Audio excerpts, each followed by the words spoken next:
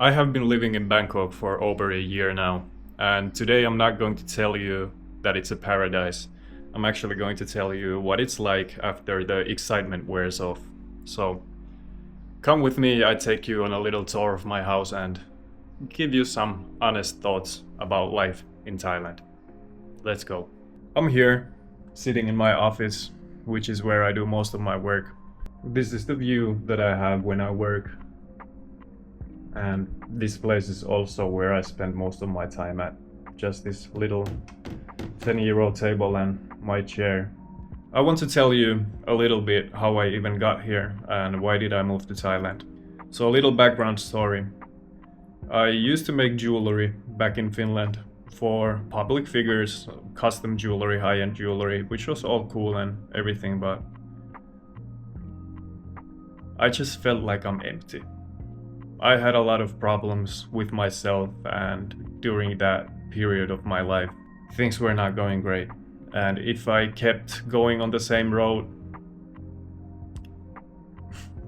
I think I would be quite honestly dead. I did that for 4 years, and I feel like nothing changes, life is same. I didn't want to continue that route. I genuinely actually enjoyed making the jewelry, but I didn't really enjoy dealing with fake people, and the environment in Finland is just overall not so nice. Every place has their pros and cons, but I think Finland had nothing but cons, so I decided to go explore the world a little bit. I bought a one-way ticket to Thailand, and I ended up being in Thailand for 4 months. That 4 months for me was life-changing. I changed as a person. I grew up from the old person that I was, and I saw some perspective on life and what life could be and what it should not be, so to speak. At the end of the 4 months, I met someone in Thailand, and that gave me a reason to come back to Thailand as soon as possible.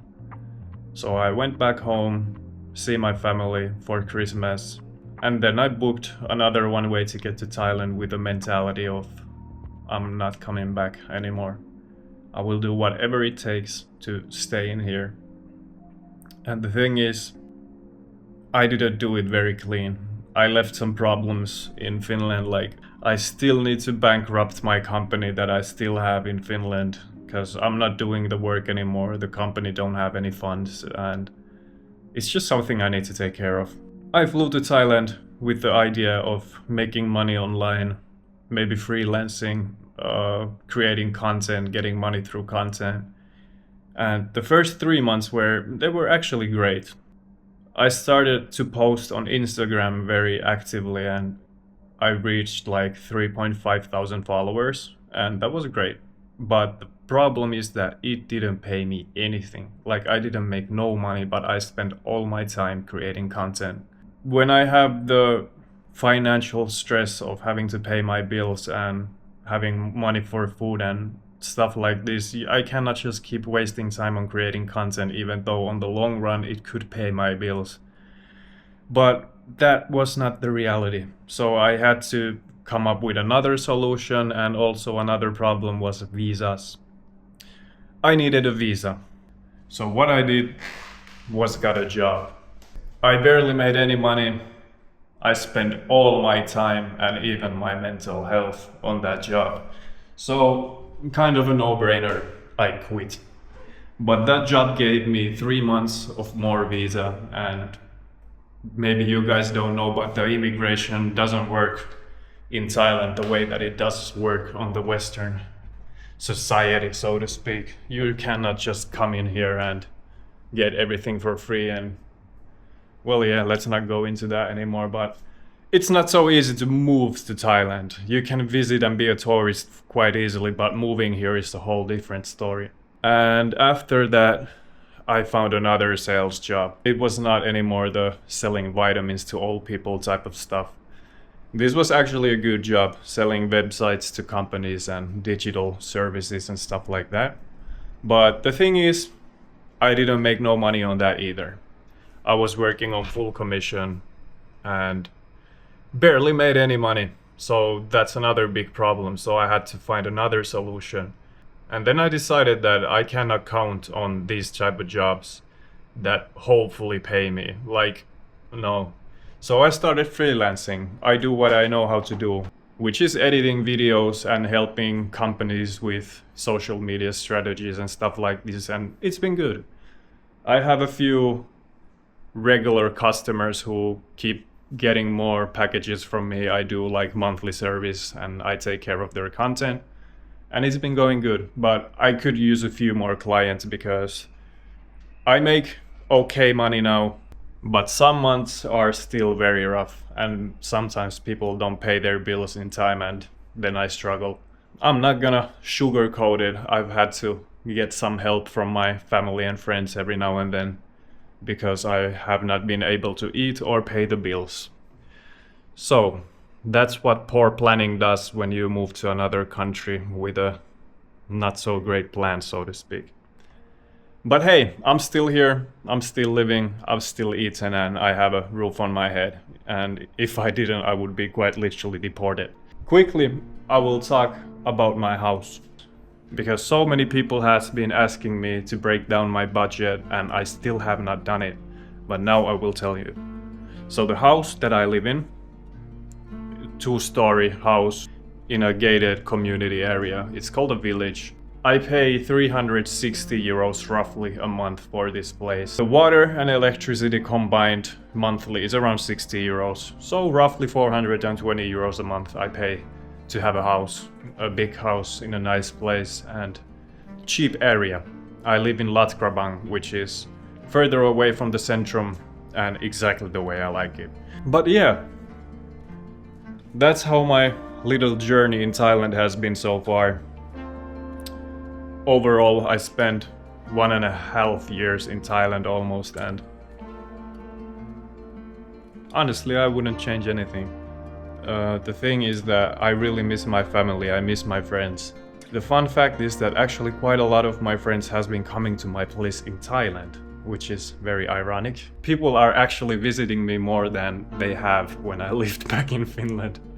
So the further away you are, the more people want to see you, which is funny.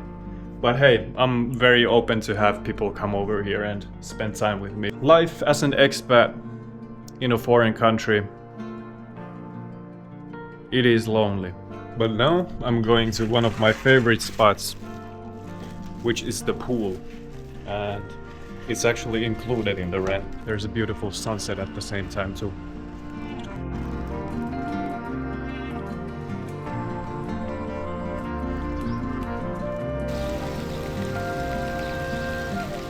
I have my friend's camera at the moment and it's supposed to be waterproof. So let's see what type of content I can create with it. But first let's take a shower. Now the crazy part. I'm gonna go into the pool with it.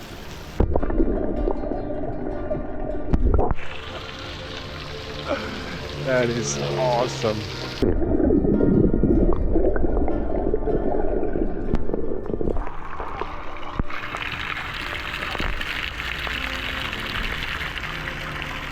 Wow, I really need the same type of camera. Can't do anything with it. What I really love to do here is just come to the pool, get my legs up on the here and just float.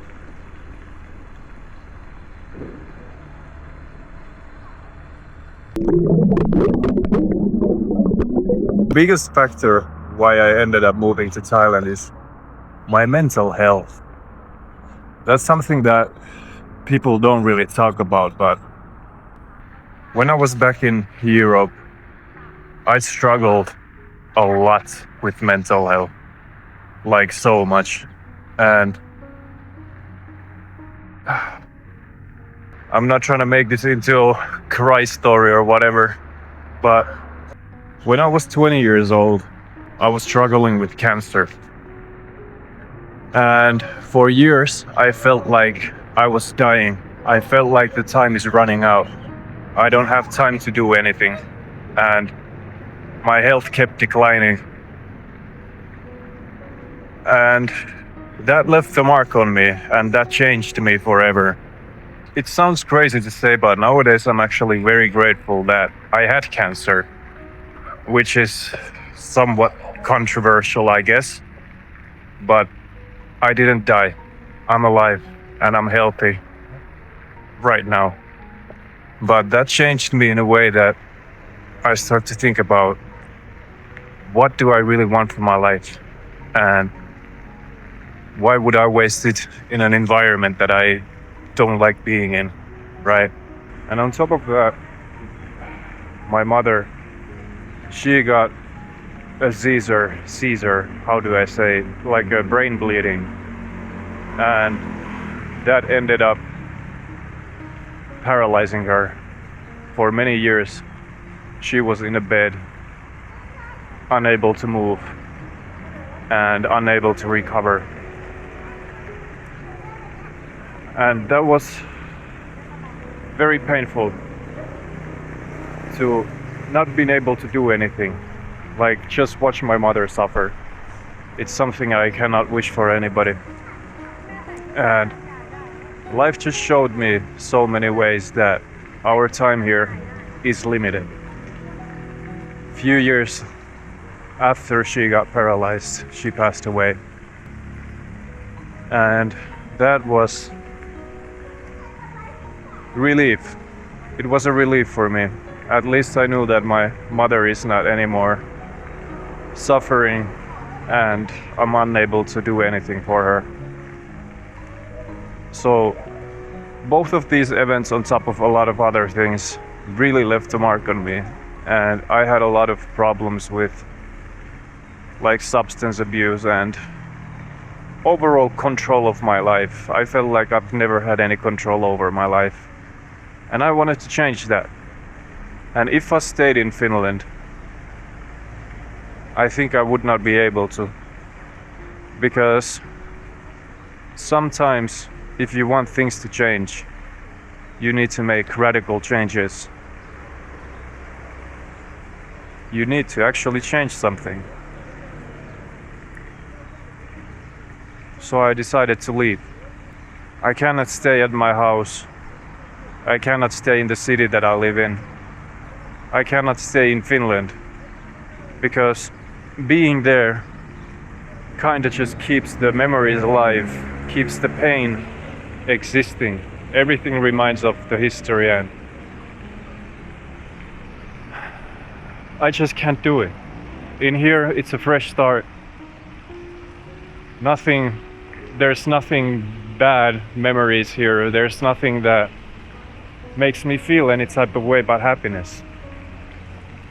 And of course, my life is, at the moment, it's ups and downs as well. But mainly it's about financial stuff.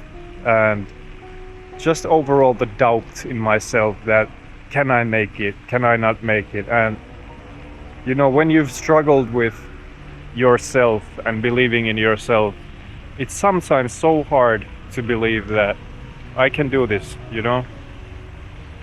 And that's coming from my heart. I still struggle with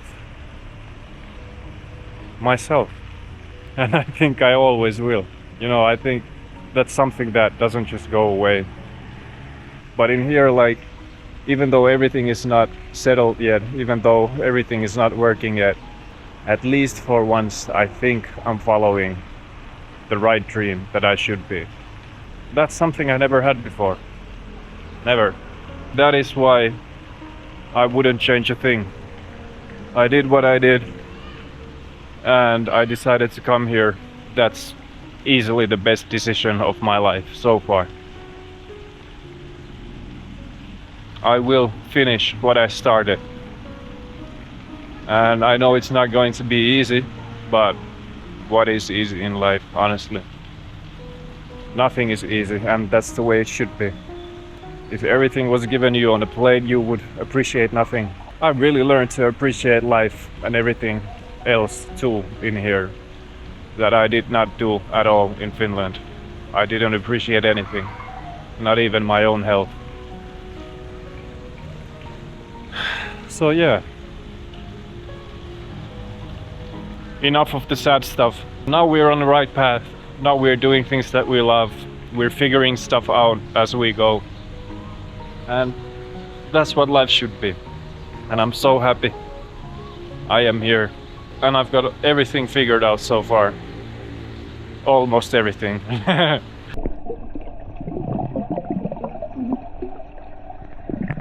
If you're thinking about doing the same that I did, if there's nothing else I can tell you, is that it's not as easy as you think. Be ready for the days that you feel like that nothing is making any sense and you're doing everything absolutely wrong and having doubts about everything. That's part of it. But as we do mistakes, we learn more. And that's the way to a happy life and success. Thank you for watching. I'll see you in the next one. Peace.